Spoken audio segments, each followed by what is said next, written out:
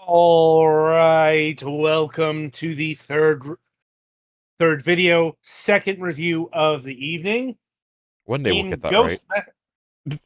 Well, it's as I've mentioned before. It's always hard when we have an impressions video. Ruins the flow because impressions are not reviews.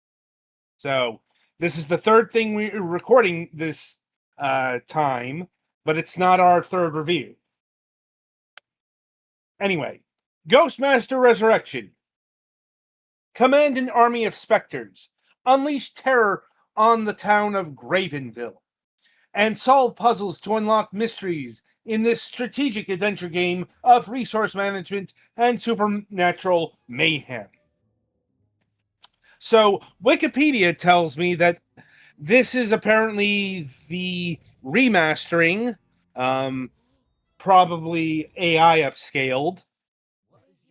Definitely the case in the PC version. It does have an AI content warning that is like, we swear it isn't about gameplay stuff. Yeah. Anyway, apparently this was a puzzle strategy game released about 2003 initially. I can tell by the fucking text input thing for putting in your profile name. I hope whoever thought this up has been tarred and feathered. It was supposed to diegetically be like a I get brand name Ouija board. I get it, but at the same time, there's a special place in hell. Yeah. Anyway, this was released for as you'd expect, the Windows platform. Also got a Mac port. Oh man. Also apparently hit the Xbox and PlayStation 2. I can only imagine how bad those versions would have been. And for whatever reason, I don't know. I don't know how popular this thing was, either here or in Europe. But all I know is it's been re-released, resurrected, as it likes to put, for all the major consoles and Steam. So we got the Nintendo Switch version, and since Petty already got a Switch game this week, Golux got it. So over to him for starters. The main difference between this, aside from being probably AI upscaled, is that this game has a crap ton of DLC that is new content that wasn't in the classic version. I'm pretty sure I didn't get that, and if I did, I didn't get far enough to access any of it.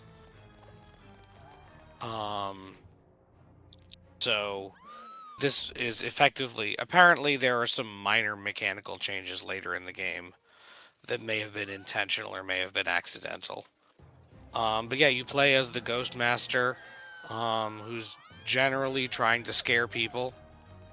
Your job is you basically select a location, you can scope it out a bit, then you choose a team of ghosts to bring with you into the thing, and then you basically assign the ghosts to locations, which may be, depending on the kind of ghost, what kind of location they can be bound to varies. Some of them can be bound to just a location. Some have to be bound somewhere where there's electricity. Some have to be bound outside. And some have to be bound to, I think there are some that can be bound to a specific mortal, which are the people that you are trying to manipulate, and manipulate usually but not always means get rid of. And then each ghost, once they're manifested, has a number of powers that you can tell them to use, and they might use on their own, depending on how you turn the settings off. It's a little bit awkward for reasons that I'll get to for probably like the most of this review.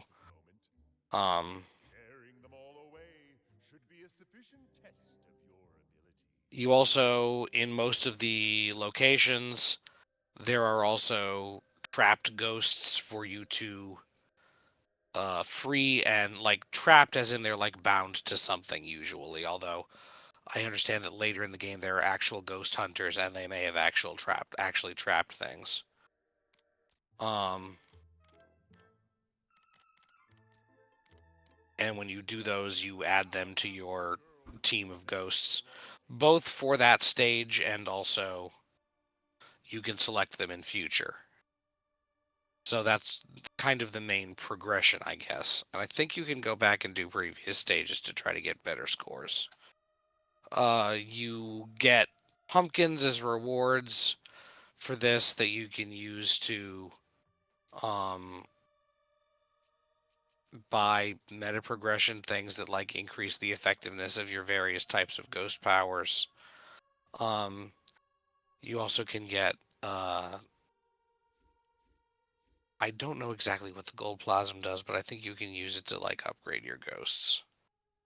Or use ability, because you can't have all of your ghosts summoned and doing all of their powers at once. You have a plasm bar that controls how much stuff you can have going on at once, which it can be important because sometimes you want to use one ghost to get people's attention and make them come to an area, and then another ghost once they get there to scare them off to another location or something.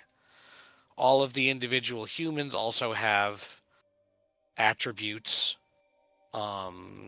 Mostly the most concerning ones are like what they're afraid of and like how sensible they are, because some of them are fucking stupid and will forget that they were scared pretty quickly.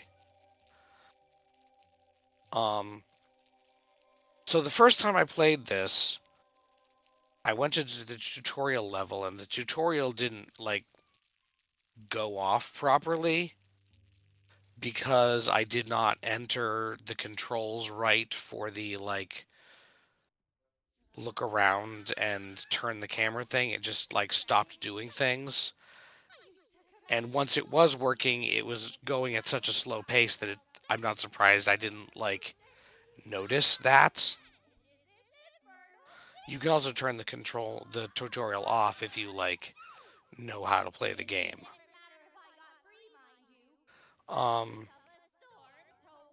This game also had a lot of different languages available, but I can't promise that the translation wasn't AI because it has a very non-specific AI disclosure thing on the Steam version. Yeah. And they don't have to put that on the Switch version. I don't think so, at least. Mm-hmm. Ugh.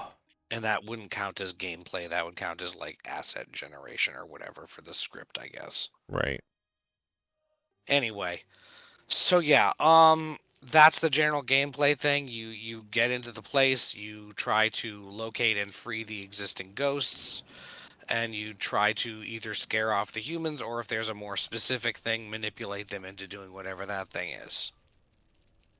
And then you have somewhat non-linear unlocking of stages. Like the first stage unlocks 2, each of those unlocks 1 or 2, and so forth. So here's the thing that I'm finally getting to. If you do want to play this game, I don't recommend the Switch version. Because this is a mouse and keyboard game, and I tried the Switch 2 mouse and it did not want to work. Because you can, like, with a mouse and keyboard, you can, like, mouse over the humans' attributes and find out what their attributes are, and mouse over the ghosts and select their powers. On the Switch version, you have to use the D-pad to awkwardly jump between all of the UI things, and there's a specific button to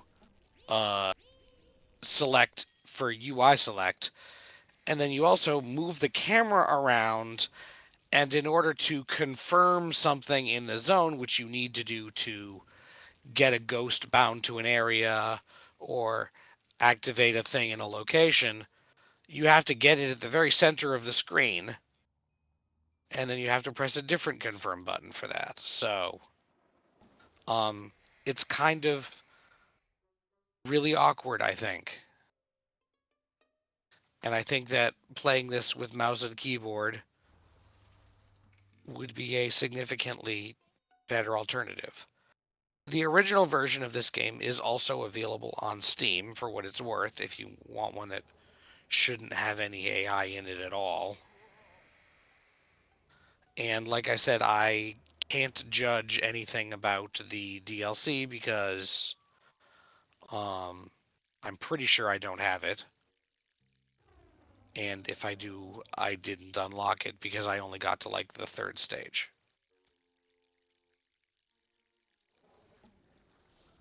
The 2nd stage, I spent way too long on trying to unlock one of the ghosts, which was made problematic by the input thing because one of the ghosts in the 2nd stage is a tiny little cat thing that lives on a pinball machine, and it's really hard to click on the cat without clicking on the pinball machine when you don't have a mouse. And you just kind of have a circle reticle hovering in the middle of the screen. So yeah, that is my first thing, is that if you do play this, I do not recommend using the Switch version. The second thing is I have been spoiled on the prices of this game, and I do not recommend this game at that price unless you're super into like this genre and don't have very high standards regarding like modern quality of life stuff. And then there's the AI thing, which, I'm generally against, so a bit of a rough recommend, unfortunately. I would almost recommend like trying the original one to see if you're interested in it. And then if you are, maybe see about the remaster.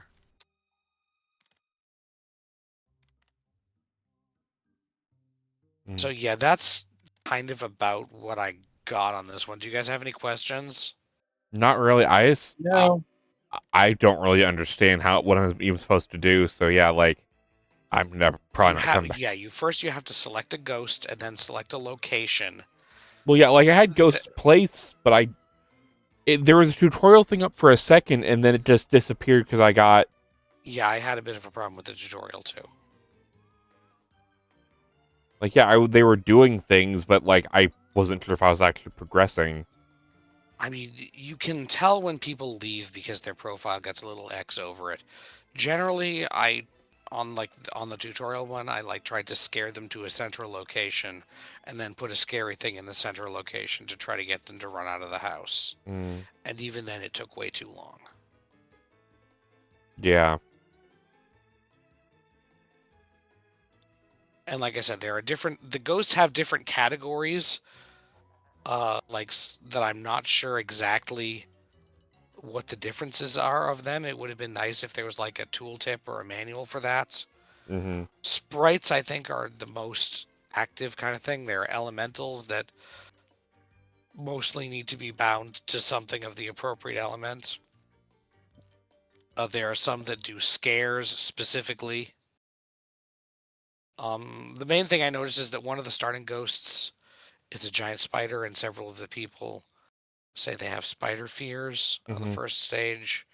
I guess with asterisk with this, if you have arachnophobia, no. Yeah, this does not have a no arachnophobia option. I guess you cannot use that ghost ever, but you'll still see it in the menus. Mm-hmm. So yeah, and yeah, Adam, you can say what the prices are on this because I don't remember the exact numbers, just that they were kind of high. Steam version's $20. And the core version on Switch, PlayStation 5, and Xbox One X and et al. $25. And there's also a lot of DLC. Yeah. Yeah, I think the $40 DLC pack is the main. It has almost all of it, if not all of it. Right. Yeah. 30 to $40 depending on the platform.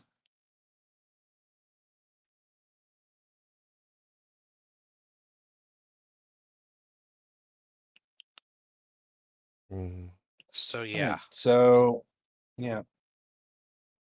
That'll about do it. Alrighty then. So that'll about do it for Ghostmaster Resurrection. Be sure to tune in after the break as we review Card Corner.